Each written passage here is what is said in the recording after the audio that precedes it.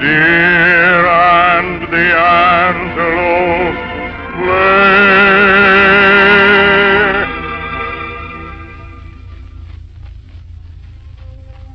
Hello, dear friends. This is John Charles Thomas. Well, here we are again with another half hour of song, story, and music for you men and women in the armed forces of the United Nations. For story, we have John Nesbitt, one of America's best. For music, there's Victor Young and the orchestra, and for song, the Ken Darby Chorus and myself. And now, Vic, with the preliminaries over, let's get started. Here now is a song introduced by Richard Tauber some 15 years ago. It's a grand song and deserves the popularity it has achieved in this country. Thine is my heart alone.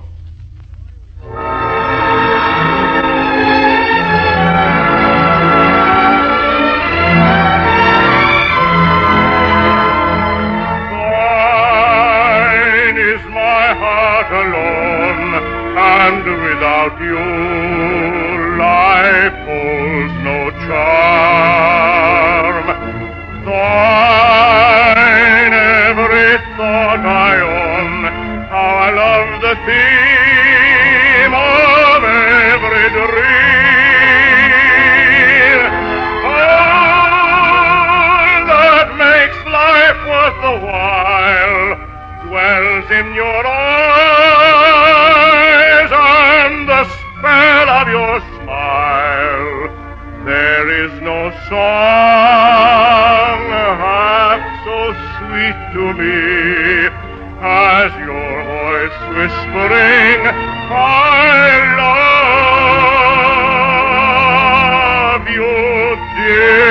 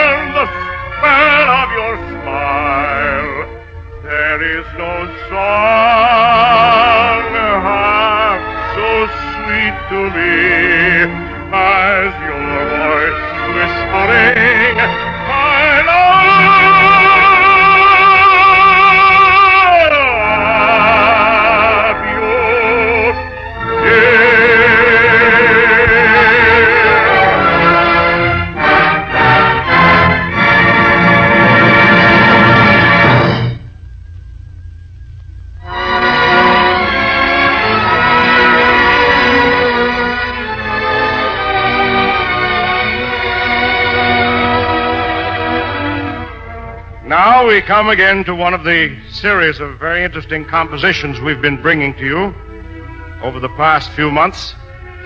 Pieces written by the top file movie picture composers.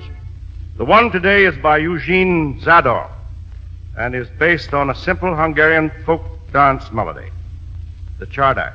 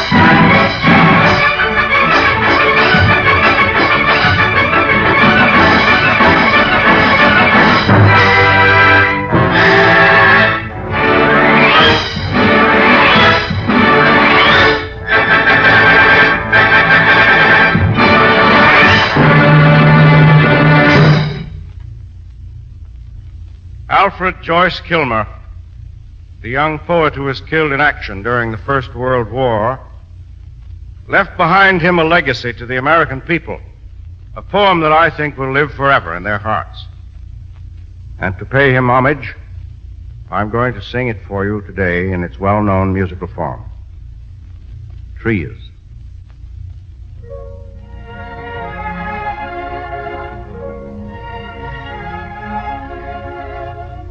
I think that I shall never see a poem lovely as a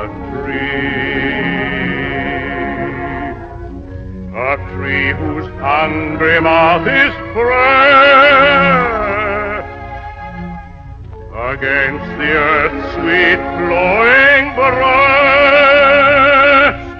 A tree that looks at God all day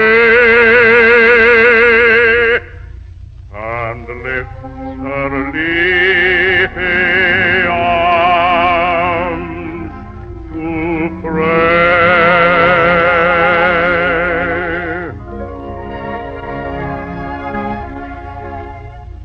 A tree that may in summer wear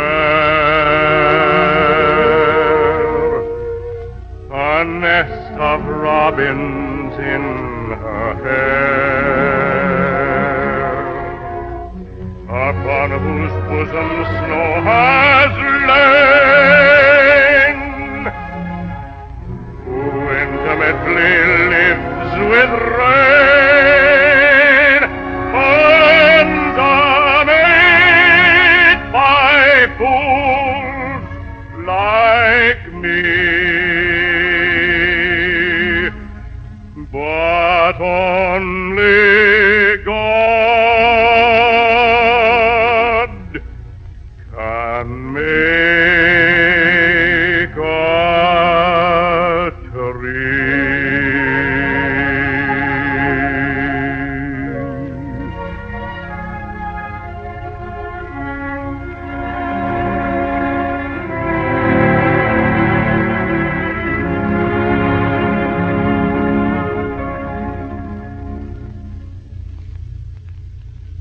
Little novelty song today to add to the list of gay tunes written about street vendors.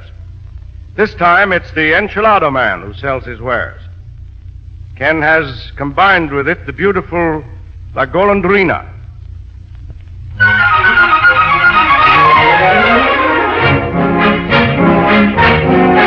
Enchilada, enchilada.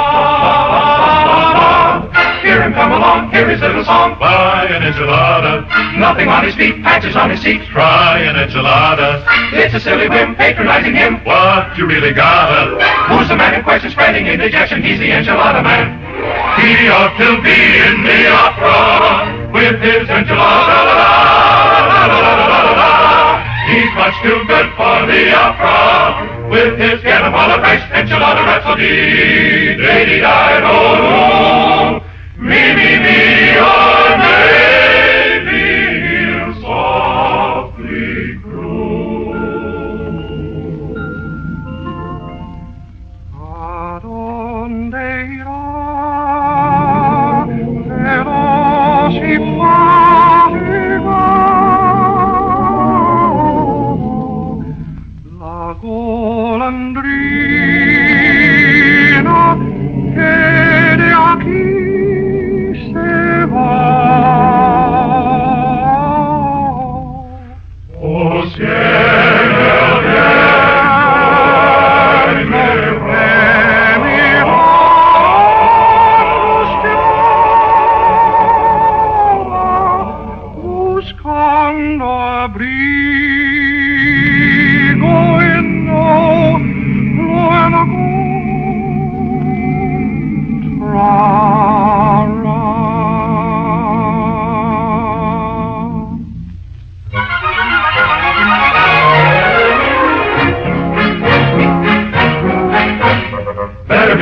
bring along a dime, everybody's got one. See the people laugh, see them bend in half. Pancho got a hot one.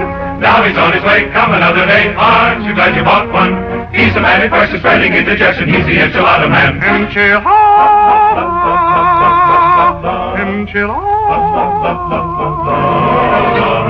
Here's the moral and the coda. Better go and take some soda. After buying enchilada from the happy enchilada man. Victor Young has arranged two of the delightful waltzes from the lovely score of Shari.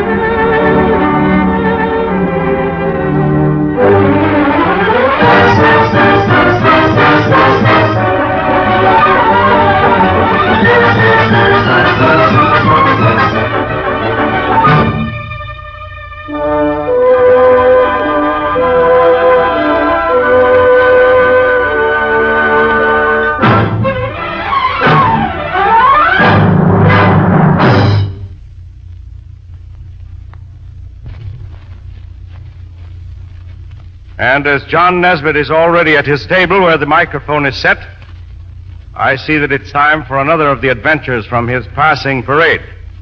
John Nesbitt.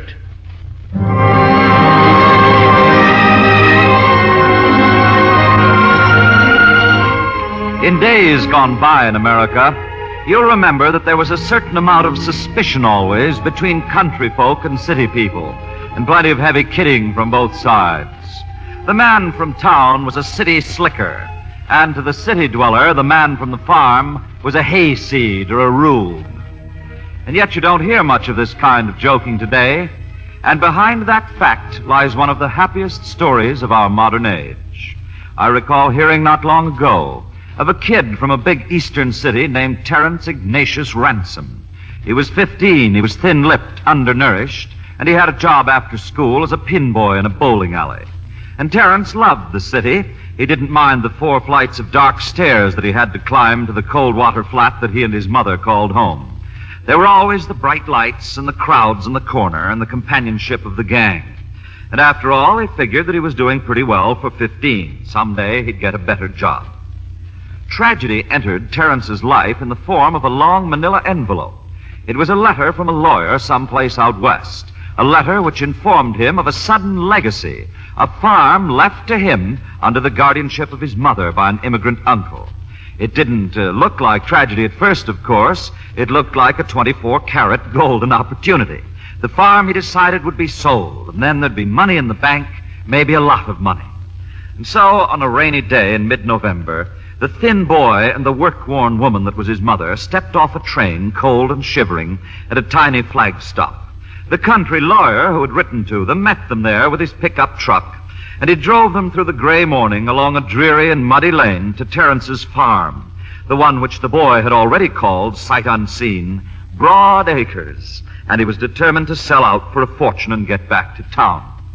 What he and his mother saw at last was a dirty jumble of shacks, a roofless barn, a tumble-down frame house rising from the center of a huge puddle of rainwater. The lawyer watched the face of the skinny kid. Your uncle wasn't much of a success. He was old-fashioned. He always wanted to sell out and go back to the old country. The bottom dropped out of Terence's world, kerplunk. He was trapped. Easy to see why nobody would buy it. Let's get out of this. Let's go back. His mother opened her worn leather bag. "We have no money. Here we shall stay until we can pay our way back." And a few moments later, utterly dejected, the two figures slogged down the road to the ruined farmhouse, the boy carrying his mother's wet straw suitcase, sullen, the white face straight ahead. And the country lawyer watched them a moment and then started the motor and bumped away. But the old lawyer didn't go back to his office. He went home instead, and in the barn he found his own son, a tall, gangling 17-year-old. "Well, I got a new 4-H club member for you, son. You better go over and see him. He doesn't look like very likely material, but you can never tell when they're young." In the fall of 1941, 3 years after this, Terence went back to the city. But it was not to his old hometown. It was to the National 4-H Club Congress in Chicago, and there, his freckled face shining with excitement, he received a prize for his work in developing a completely electrified modern farm. What the boy had done was really a remarkable thing. Hating the country, hating the lonely farm that seemed to him to be a prison, in sheer restlessness he had gone to work, and city-wise in the ways of a bargain, he had repaired and traded off some unneeded machinery for 100 chickens, an old generator, some wires, and piping. And as he worked through the winter, he discovered a kind of mechanical talent in his fingers and the delight of seeing work come out from under his own hands. And when the first spring came, it taught Terence that living in the country isn't always muddy roads and pitch-black winter mornings. And yet his 4-H Club fellow members had at first received an exceedingly cold reception from Terence Ignatius Ransom.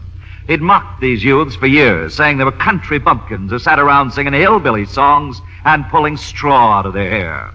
Yet 16 is a lonely age, and the city kid couldn't resist showing off his ideas of how to make a farm more comfortable, what he called all the improvements of the big town. It was one of these groups that suggested that Terence help them with the wiring of their electrified farm model in the county fair, and he had too much of the Irish in him to resist a contest. And in this way, the slow medicine of productive work had its way with the boy. It was a year before he would admit, even to himself, that he wasn't fixing up his farm merely to sell it. And it came as something of a shock to him that at a 4-H Club party he got a bigger kick out of telling what he'd made with his chickens than in tall tales of his city life. Finding friendship, the country that he hated with desperation, suddenly became a home. And this very simple story is a symbol of two magnificent things that have leaped the dangerous gap that had begun to stand between the American city and the American farm. One of these, undoubtedly, was the heavy copper line that brought power to the farm, leisure to the farm wife, light to read by, power to take much of the drudgery out of farm labor and to increase production, power to open the doorways of education and news of change. And going hand in hand with this is the 4-H Club movement among farm youth. The 4-H Club idea has been one of the most remarkable achievements in America. It began about the turn of this century, with men who remembered the farm life they had known as boys, but who also remembered the loneliness and the thankless toil it held, and who realized the danger that any nation faces when its children begin to leave the land. And today, in every great agricultural district of the country, these 4-H clubs for young people are bringing the best of the modern world to these boys and girls. They earn their college expenses themselves. They learn agriculture at club meetings under inspiring leadership and out in the fields of their own future farms. And money has the best meaning for them as honest return from honest work. Electricity is their servant, and like the 4-H clubs themselves, it is the promise of ever-increasing happiness for those who love the land. And many a man is saying now, you know, after this war's over, I'd like to buy me a few acres outside of town. Just enough to get along with, you understand, but modern, a little place where I can look at the results of the work that I do. It's in the air, isn't it? Because deep down in all of us, there may be a touch of Terence Ransom, and many a farm boy whom we know is now treading the mud of the distant, desperate battlefield, is looking back in his memory at the fields he left behind, and he's saying, that's what I'm coming back to afterward. There to the land.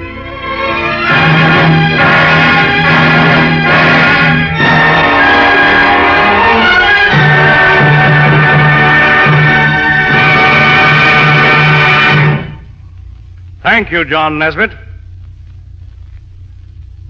And now Victor Young has a very special arrangement of that little Latin novelty tune, Mama Yo Quiero.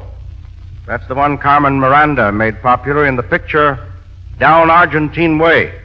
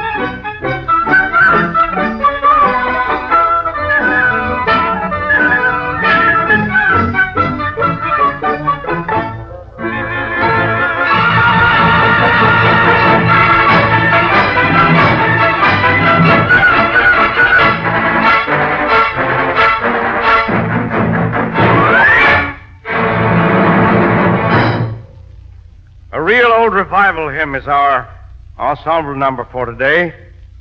Throw Out the Lifeline.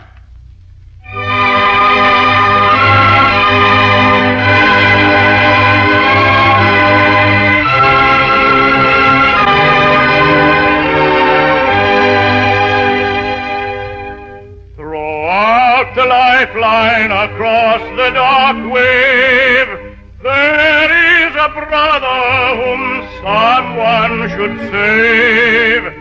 Somebody's brother, oh, who then will dare to throw up the lifeline, his peril to share.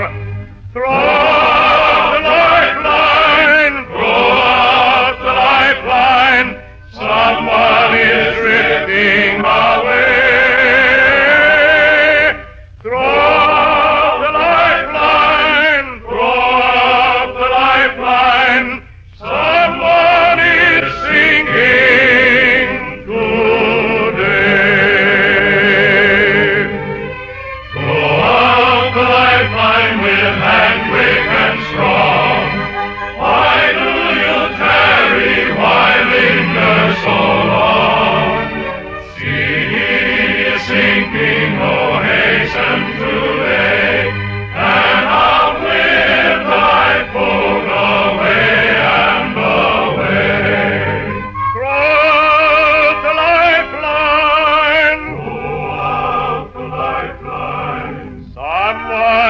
Sinking today.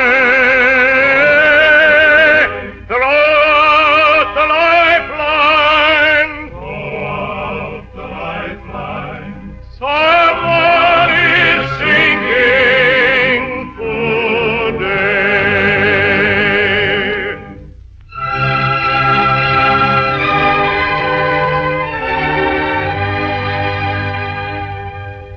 Soon will the season of rescue be o'er.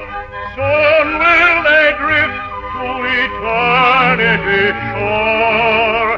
Haste then, my brother, no time for delay, but throw out the lifeline and save them today. Throw out the lifeline, throw out the lifeline, someone is drifting